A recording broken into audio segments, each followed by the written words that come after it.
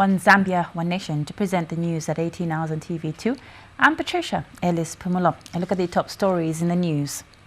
The Constitutional Court has directed that the presidential petition case should start and end tomorrow, Friday, 2nd September 2016.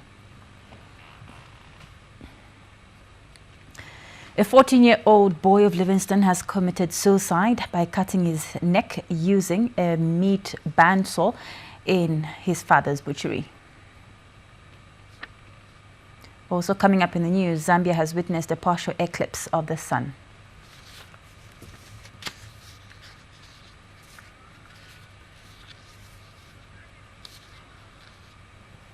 Thank you so much for joining us, and now the news in detail. The Constitutional Court has directed that the presidential petition case should start and end tomorrow, Friday, 2nd September 2016. This is in the matter in which UPND President Hakainde Hichilema and his running mate Geoffrey Mwamba has challenged the election of President Edgar Lungu.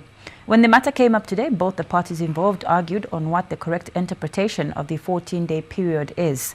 The respondents' lawyers argued that the 14-day period will end tomorrow, while the petitioners argued to the contrary. And in delivering the ruling, the court instructed the two parties to come ready tomorrow for the case, which should be concluded without an adjournment.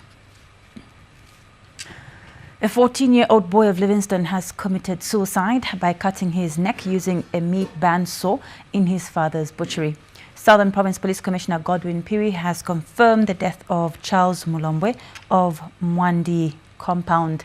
Mr. Piri says father of the deceased, Kawela Aibilelwe, reported the matter to the police. More in this report. These doors here are shut because a tragedy has befallen family members and traders at Maramba Market in Livingstone. The tragic story is that a 14-year-old boy, Charles Mulombwe, ended his own life in his father's butchery by cutting his neck using a meat bandsaw. Southern Province Police Chief Godwin Piri has confirmed the death of the juvenile. Meanwhile, an eyewitness, Arthur Zimba, narrates to ZNBC News the ordeal. It was around 17 to 18 hours. He went into the butchery. Wallace was alone. The older brother was outside. Then he went into the butchery, then switched on the machine. Then he just put his head on the machine. Then the machine had to cut off his head. And that time when it was happening, I was also at my shop. So I was also just called, say, come and see what has happened. Then I came rushing, and only to find that the boy was already cut off, and he was already down. So we just had to switch off the machine. Mr. Zimba says everyone in the area is still in shock as to why a young boy would take his own life in such a manner. It was cut off, except it was only a skin that was left. But otherwise it was almost 90% it was cut off. It's only a skin that was left. But we managed to put the body in shape and in position. And we used some chitenge materials to wrap up the body. I called the father because the father was also not there. I called him, and we also made a call to the police, who also came in quickly. Efforts to get a comment from family members failed, as the father said he was still in shock to talk. Some family members have, however, told ZNBC News in Livingstone that they are still gathering facts before they can issue a comprehensive statement. Angela Limwanya, ZNBC News in Livingstone. In other sad news, police in Kitwe are holding a woman for allegedly killing her husband after stabbing him in the ribs. Copperbelt Province Police Commissioner Charity Katanga has confirmed the development to ZNBC News today. Ms. Katanga also says in another incident, a woman was yesterday axed to death in Chililabombwe by her husband after a marital dispute. In the first incident, a woman identified as Gertrude Chinyama, 30, stabbed her husband, Vunga Chinyama, 42, to death. This was after a heated argument around 19 hours on Sunday at their house in Rescourse compound in Kitwe. Some family members ZNBC spoke to are deeply saddened by the incident. They said the deceased has left behind 4 children. The family is appealing to government to look into the security system of the compound as such cases are escalating. They said if there were to be tight security in the compound, residents would live in fear of committing offences. She said the matter was reported to the police by the neighbours and the woman is in police custody. After the construction of more than 286,000 million United States dollars Mongu-Kalabo Road in Western Province, the economic benefits have started to show for the people of Kalabo. They have told ZNBC News that trade is on the upswing after the completion of the road. Mary Mwekesa has details in the following report. Constructed at a cost of over 2 trillion kwacha, the Mongu-Kalabo Road is not only a marvel to the eye, as it has changed the lives of the people of Kalabo and Mongo districts, respectively. Namayanga, a shop owner in Kalabo district, tells us how his business has been positively affected by the construction of this road.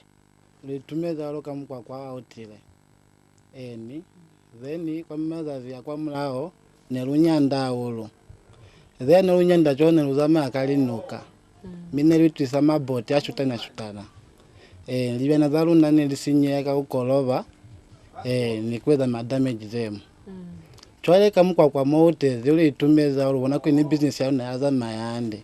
Other beneficiaries from within Kalabo and beyond have this to say.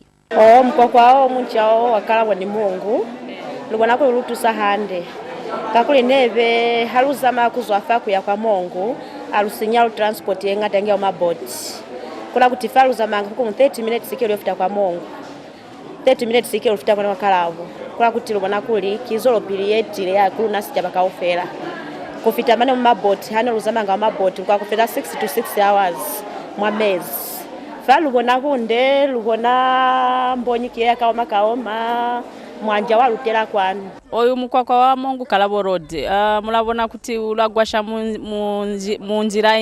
munjiranzi uragwa go business ya mapopo ngo tujesikambo manji maningi unganda turabora kwa sambara muro muboto. Kalabo District Commissioner Frida Luhila elaborates further on how the road has impacted the lives of the people of Kalabo economically. The road has opened up a lot of economic activities in the district.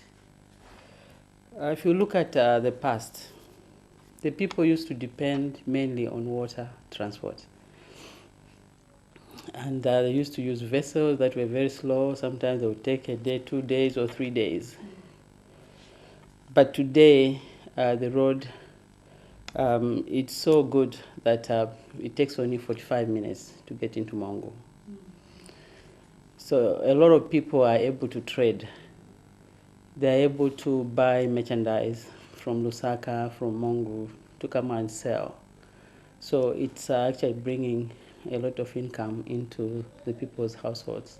It is obvious that the lives of the Kalabo residents will never be the same again.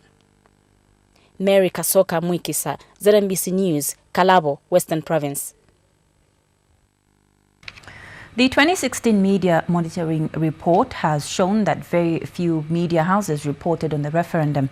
The report, conducted by MISA Zambia and Media Liaison Committee, says this is despite the referendum being very critical to the nation. The report has also outlined how various media houses covered the 2016 general election. And Independent Broadcasting Authority IBA Director General Josephine Mapoma, who launched the report, has also urged all media houses to take time to read the report. The report, which is focused on the election period, has also called on the media to improve in its professional ethics and standards and ensure there is a diversity of views. Just now we go for a break, but after that, coming up, Zambia experienced eclipse of the sun, plus more stories. We'll be right back. We continue with the news. Construction works of an abattoir at the small livestock market in Lusaka's Chivolia compound have stalled. This is because the Small Agric Business Promotion Program, SAP, which is under the International Fund for Agribusiness, have not released funds needed for the completion of the project. And the Small Livestock Association has called on government through the Ministry of Livestock and Fisheries to ensure that SAP releases the money. Here's a report. It has become a popular source for small livestock in Lusaka. This market is popular for the sale of goats, pigs, and village chicken. Those in the business have continued to slaughter the animals in open spaces. It is right at this spot where hundreds and thousands of pigs and goats are slaughtered on a daily basis. This environment, not so hygienically conducive, I must say, but the products that come from here land on several markets within Lusaka. the much-needed abattoir, whose construction started in 2013, has not yet been completed. The traders here are left with no choice but to work from this shelter. Apart from not being in a good sanitation condition, this slaughter shelter is also constructed under the ZESCO pylons.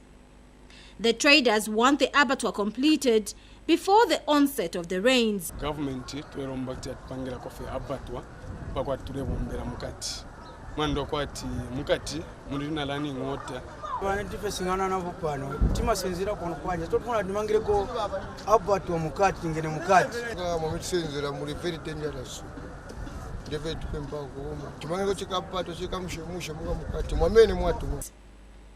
Martin Mukuka is the chairman for this livestock market. He explains that SAP, the funders of the project, have not made monies available.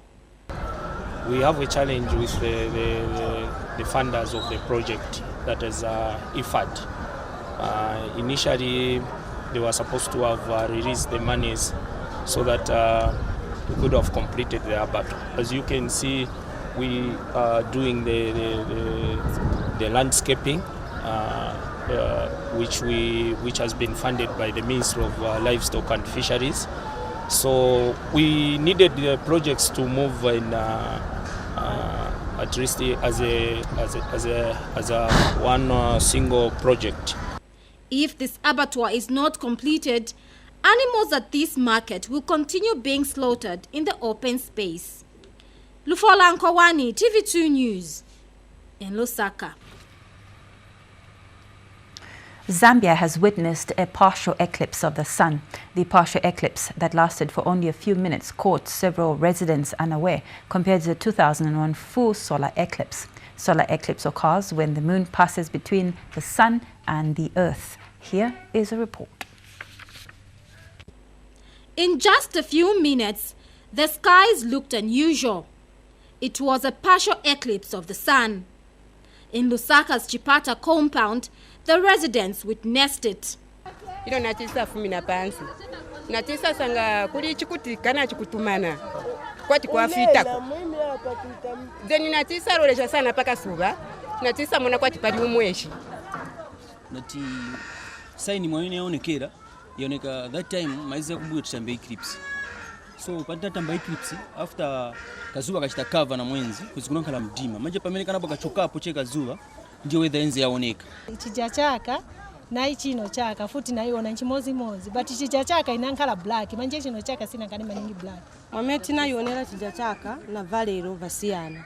Kozi chija chaka mezibana tizibisa kuti kuzankala eclipse. But monga iyi sestina zibe kuti kuzankala eclipse tadabwa chabe kuti zuva na mwenzi vakomana. Those that were too swift to capture the moment did so and took to social media. And on Facebook, pictures are all over. Several residents posted pictures as they were captured. Solar eclipse happens when the moon passes between the earth and the sun. The moon fully or partially blocks the sun. Zambia experienced a full solar eclipse on 21st June 2001. Lufola Nkowani, TV2 News in Lusaka. ZNBC Director General Richard Mwanza has applauded the partnership that the corporation shares with MultiChoice. Mr. Mwanza says the relationship, which is under the public-private partnership arrangement, contributes to the financial base of ZNBC through dividends from GoTV. He was speaking when the Chief Executive Officer for Video and Entertainment Business, Naspers, Imtiaz Patel, paid a courtesy call on him, and Mr. Patel said he is happy that the partnership between ZNBC and MultiChoice is yielding great results for both parties. The Young Women Christian Association and Women in Law in Southern Africa have donated startup equipment for small enterprises to 196 women gender-based violence survivors in George and Linda compounds of Lusaka.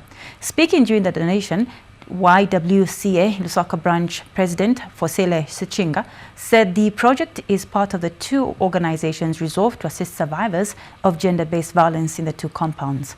Mrs. Sichinga said that YWCA and WILSA embarked on the project dubbed empowering female slum dwellers as one measure of mitigating the vulnerability of affected women in shanty compounds. She noted that lack of empowerment to the women was one of the contributing factors to the increase in GBV cases. Among the equipment donated were drinks and sausage-making machines, hair dryers, timber and second-hand clothes commonly known as salaola. And George Compound Area Councillor Francis Walia praised YWCA and WOSA for coming to the aid of the GBV-affected women in the two compounds. Mr. Walia expressed happiness at the gesture by the two organizations of empowering women in the shanty compounds will greatly help in reducing poverty. We go for another break, and after that, coming up, First Lady gives cash to Catherine Peary. We'll be right back. And now the rest of the news. In international news, U.S. Republican presidential candidate Donald Trump has insisted Mexico will pay for a border war 100% in a major immigration speech. He told a cheering crowd in Arizona that he would secure the border and left open the possibility that millions of illegal immigrants be deported.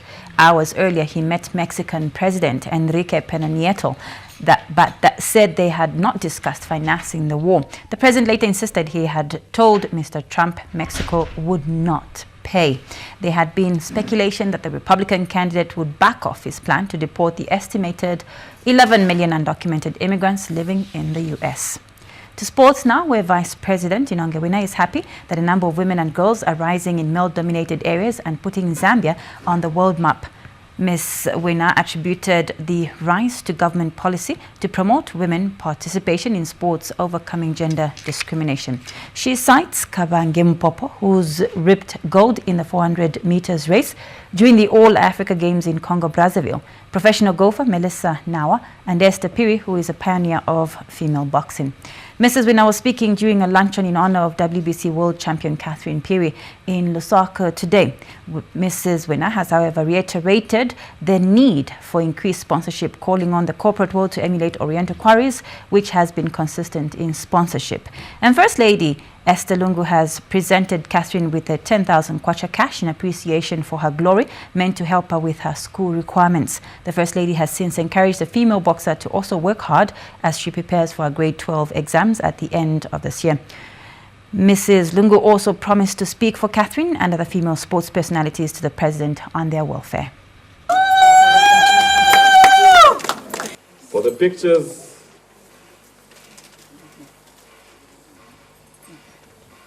oh, you're supposed to.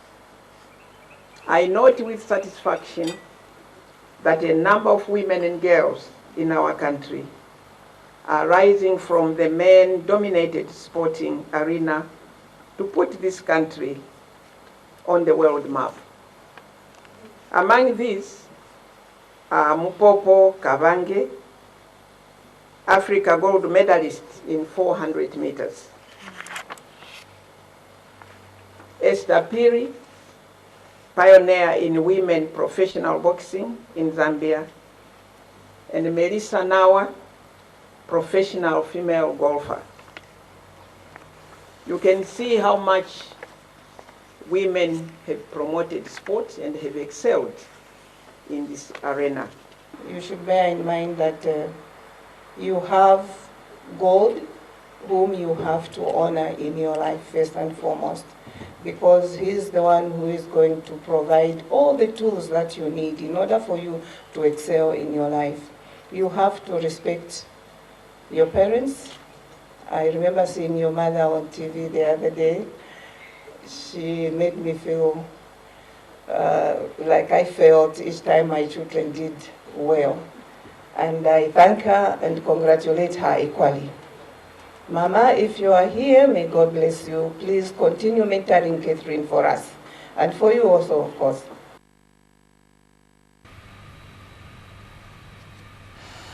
And Oriental Quarries Boxing Promotions Operations Manager Chris Malunga says Oriental has invested $360 million to build a new gym, with 97% works having been complete.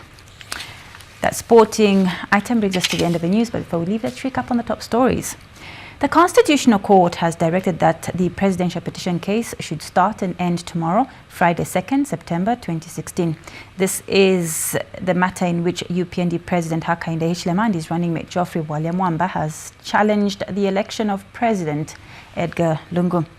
A 14-year-old boy of Livingstone has committed suicide by cutting his neck using a meat bandsaw in his father's butchery. Southern Province Police Commissioner Godwin Piri has confirmed the death of Charles Mulombwe of Mwandi Compound. And finally in the news, Zambia has witnessed a partial eclipse of the sun. The partial eclipse that lasted for only a few minutes caught several residents unaware compared to the 2001 full solar eclipse. That ends the news at 18 hours on TV2. I'll be back with another news broadcast at 20 hours. I'm Patricia Ellis-Puno. Bye-bye for now.